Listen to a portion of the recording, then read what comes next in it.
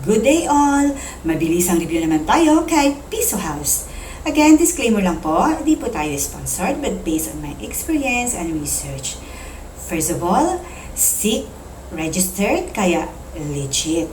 Pero loan shark nga ba?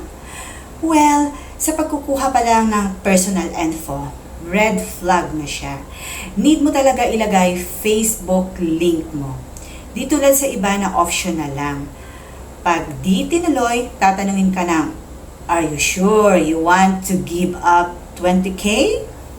But in fairness, di naghihingi ng payslip si Peso House. At ganon, face authentication at one valid ID lang. If titingnan mo yung mga reviews niya sa Google, meron din namang positive but more on negative.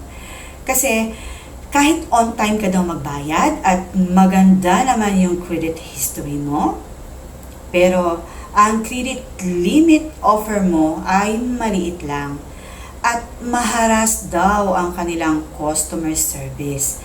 At kahit na fully paid ka na at on time ka na bayad, rejected sa next loan mo. Kaya, for now, 0 star muna. So, may idea na naman kayo guys if uutang pa ba kayo kay Peso House. Yun lang for now and just stay tuned here in Utang Queen for more all updates. Bye for now and please don't forget to like and subscribe. Thanks for watching!